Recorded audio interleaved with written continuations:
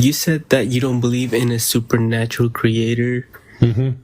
I believe in the necessary existence because we exist. The necessary existence of what? The necessary existence is the being itself, is the entity itself. The necessary existence of a being. Let me put it this way. Yeah. I am an unnecessary existence in the sense that I don't have to exist. What if I don't exist? This universe. In that kind of way. Okay. Yeah. Yeah. I mean, you could, the sperm next door could have gotten there first, right? And they'd be here instead of you. Exactly. So or I don't have to exist in this way. Also, like I don't have to be a male. I could have existed as a female, right? Or again, that would be a different sperm, but yeah. Right. Or like if different genes are expressed, I would have a different hair color or whatever, or eye color, whatever. Fair, yes. So I don't have to exist, and I don't have to exist specifically like this. So I am an unnecessary existence. Well, if there were a different gene set, I mean, take the boy girl thing just real quick. I mean, when the sperm are formed, they split, so they only have half the chromosomes, right? Just like the egg has have chromosomes. So you've got some sperm that are X and some sperm that are Y. So and the egg is X. So if X shows up, that's a girl. If Y shows up, that's a boy. Transgender issues aside, which we won't get into for this discussion. But that wouldn't be you. You're only one. So it's not like you could have existed in a different form. It's either you or not you. Right. Exactly. Yeah. But I could have not existed at all. Someone else could have existed. Right. There could have been sperm number 3 or whatever. Exactly. Yeah, sure. Right. So, yeah. Or if it's the same sperm, but Y pops up instead. Or, sorry, X pops up instead. No, that's the point I'm trying to make. Yeah. Then it wouldn't have been the same sperm. Right. Anyways, the fact that we can discuss the potential ways I exist or the potential ways I can not exist means that I am unnecessary. Means that I am, or the philosophers also put it as a contingent existence. I am a contingent existence in the sense that I am unnecessary. I can be reimagined in a different way. Well, I think you kind of have the definitions a little bit backwards, because I think you're right that you are contingent on the circumstances that brought that set of DNA to be. Right. So that's the contingency. You're not unnecessary, because unnecessary means there was no reason for it. It just could have just happened randomly for no reason, right? And contingent meaning was contingent on something. And in this case, the something was that the cell that the gamete that had your male, right? So that the gamete that had the Y got there first. And then from there forward, we're all variable according to the mother's embryonic condition, her health, temperatures, cortisol levels, all those types of things. So you're contingent in those ways too. Right. So, but my point is that I am just a part of the universe, and I'm just one example. But nothing else is necessary. For example, the Earth doesn't have to exist, right? It could have not existed. Well, the Earth had to exist for a rock without water, or it could have been. You know what I'm saying? There are other planets. Yes, this particular planet did not have to form. I mean, we could get into a little bit of a determinism argument, but I'm not sure that's where you're headed. So, what I'm saying is that we don't have to exist. We don't have to exist in this way. There could have been nothing. You know what I'm saying? But we actually don't know that. Because we don't know enough about the origin of the universe to know if there could have been nothing.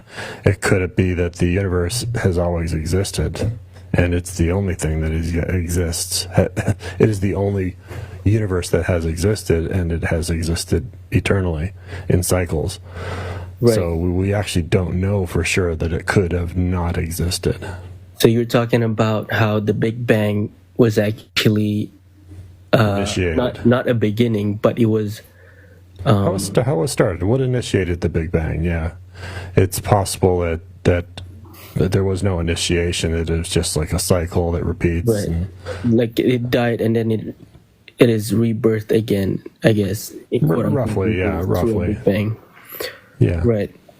But it still doesn't solve the problem that it is unnecessary, in the sense that it can be reimagined in many ways. It can be reorganized in different ways.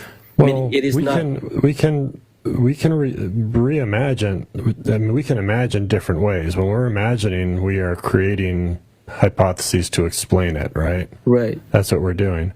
Right. But it's a different thing to have confidence in any particular one. So we can reimagine it, but we don't know that that's any more true than anybody else's hypothesis. Yeah, but the fact that it can be reimagined means that it did not have to exist. It's No. Like for example, just because. Okay, I'm talking too much. Go ahead.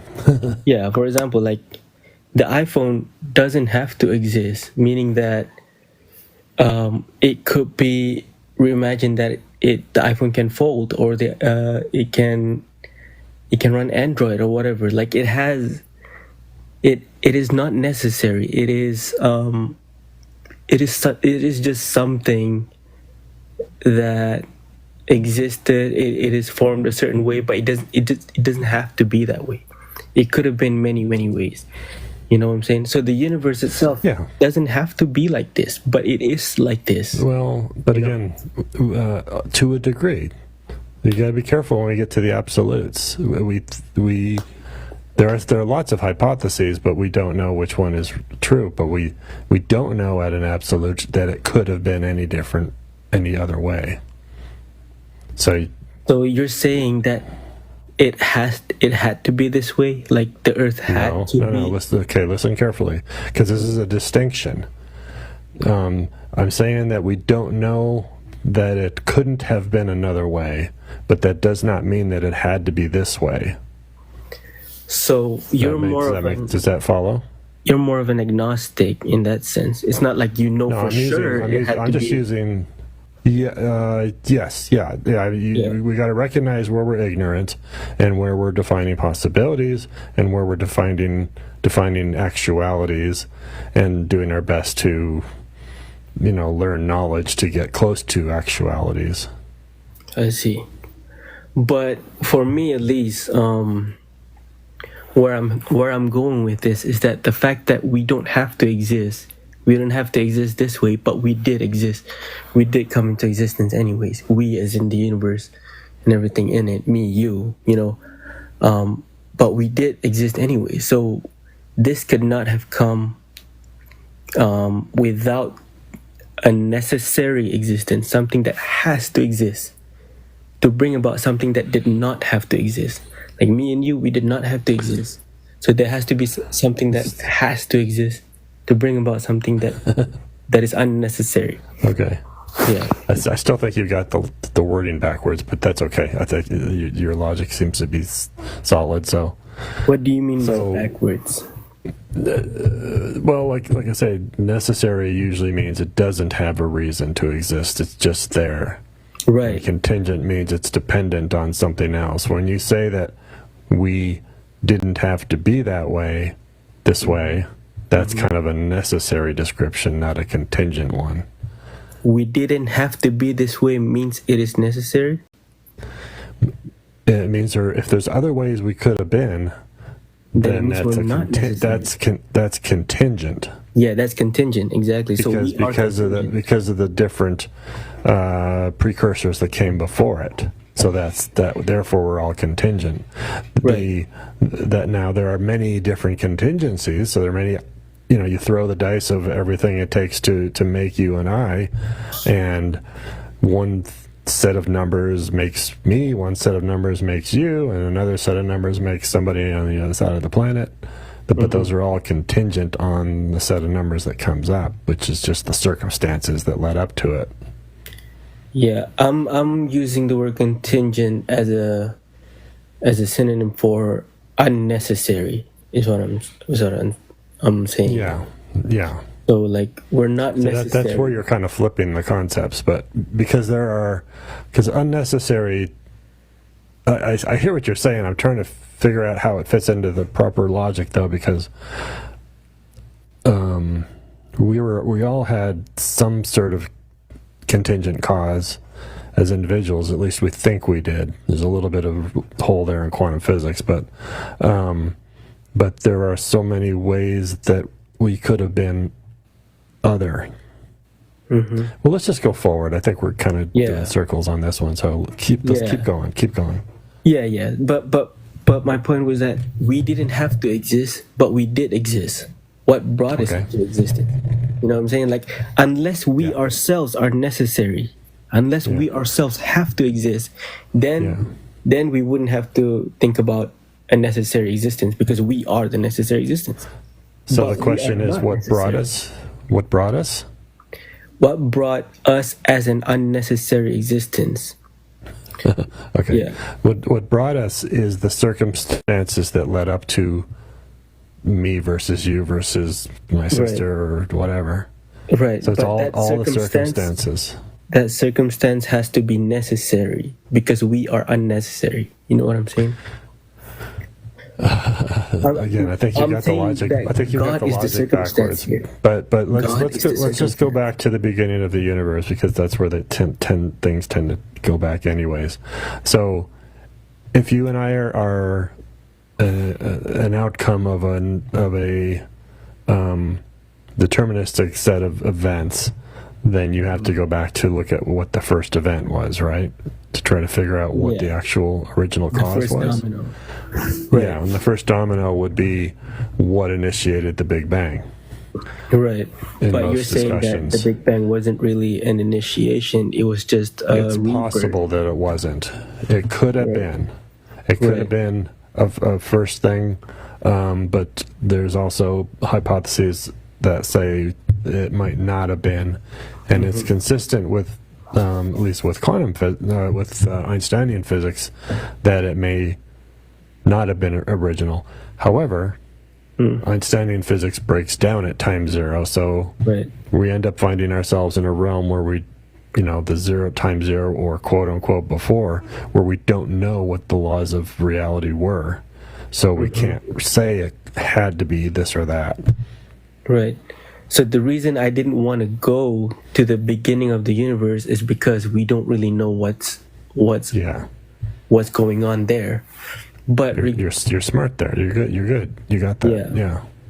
Yeah. But even if we do know, it still doesn't solve the problem that we are unnecessary. That's what I'm saying. Because I'm saying that we're unnecessary because we don't have to exist. There could have been nothing. You know what I'm saying? Like, there could have been no stars, no black holes, no sun. No, actually there couldn't have been. Because we can't imagine that world, right?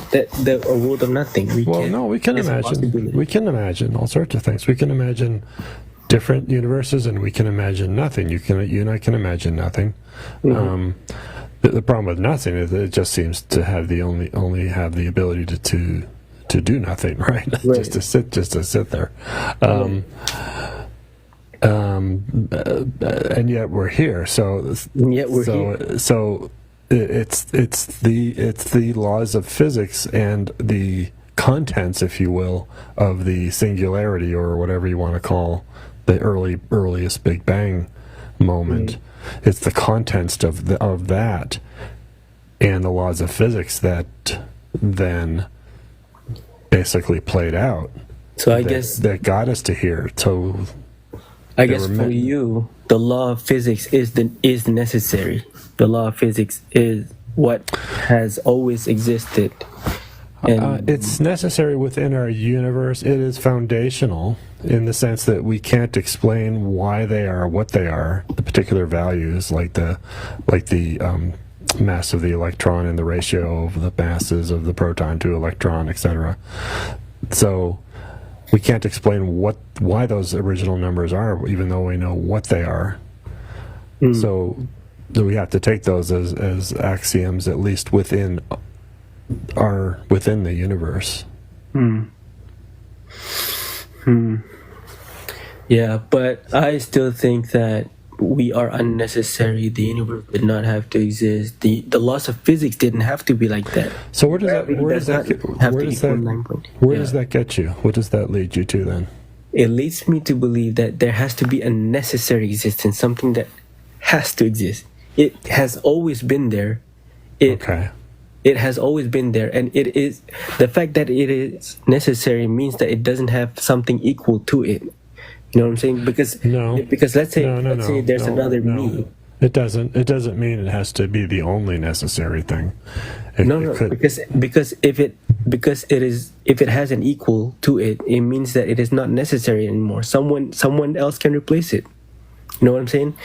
Imagine, there could have been a necessary. We'll call it necessary 1 and necessary 2. There could have been a necessary 1 that creates universes and a necessary 2 that creates universes, and necessary 1, either of them could have created our universe. One did, one didn't, let's say. So, I mean, it didn't have to be just one.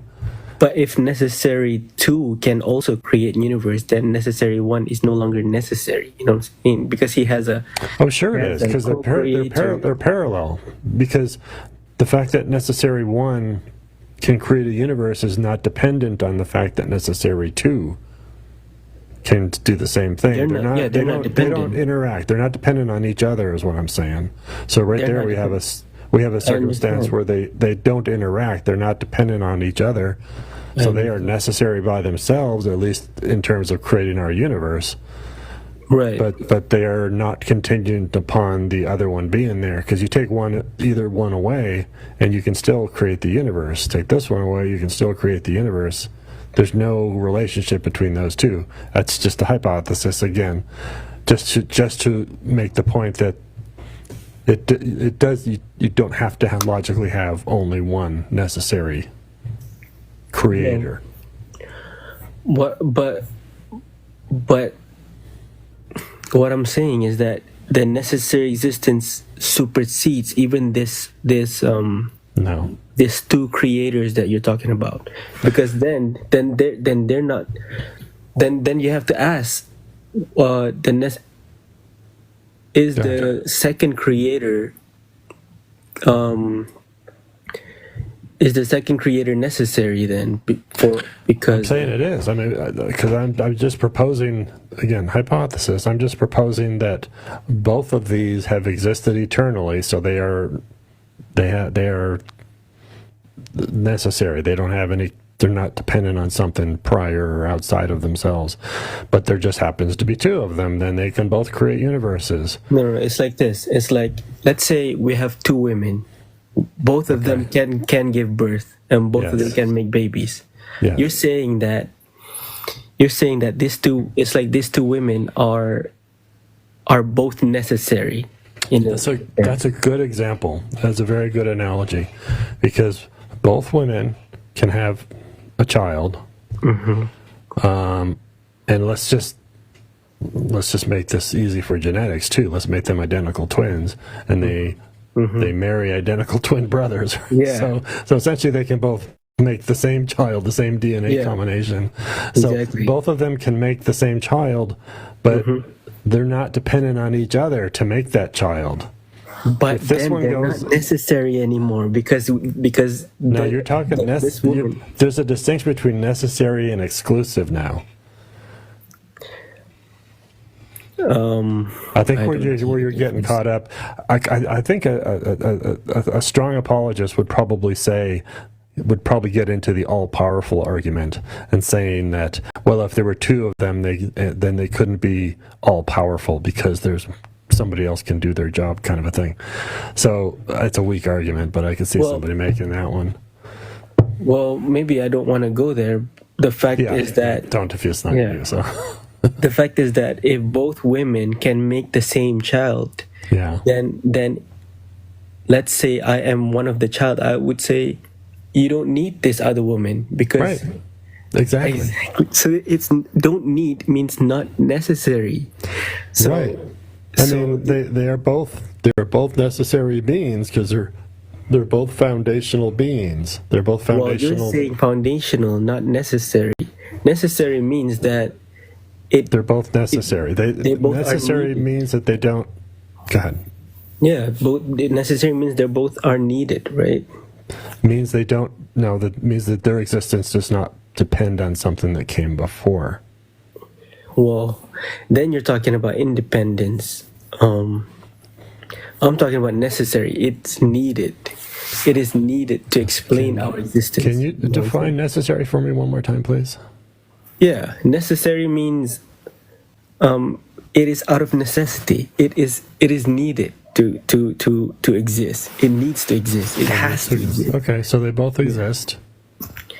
But if both exist, then it's not necessary anymore. It's like it's Why? redundant. It's redundant now. So what? So it's not necessary. Don't make me make a third woman. Because I'll do it. I don't have three It's hands. more but- redundant, right? so that's what I'm saying. Like this necessary existence, if it has a co-equal, a co-partner, then it is not necessary anymore. It is. I don't see that. I disagree with you. I think you got the logic wrong on that one. It is redundant. I don't How is see it not that just redundant? How is it not redundant? because if they both have the ability to make the child independent of each other, there's no relationship between them. So you have two necessary things that exist. There's no rule that says there can only be one necessary thing. Dude, you have to listen to yourself for a bit. I'm sorry to say. I'm trying. This is a new concept to me because I haven't heard. Yeah. But I haven't been induced to this logic before. So It's pretty simple, dude. Like, I don't have to exist. No one has to exist. You don't have to exist, and we don't have to exist this way. Even if we have to exist, we don't have to exist this way, but we do exist this way. all right. So I gotta say we're going in circles here. So yeah, maybe I'm just concluding. maybe I'm just yeah. not getting it. Let's just do that. Yeah. And then come back again with a different question next time. But dude, Yeah. one more question. Where did you put this prompt right here? Is an afterlife of worshiping worth it? I always like to just let the callers ask whatever they want. But if anybody gets stuck and doesn't know what to talk about, I always put a question up here. Gotcha. So you can answer this or not. But I'm going to move on just because we've been doing 15 minutes here now. So I appreciate you giving me a chance to talk, man. all right. Well, Have a good night. don't forget to follow. Thanks so All much. right. You're a Bye. good guy.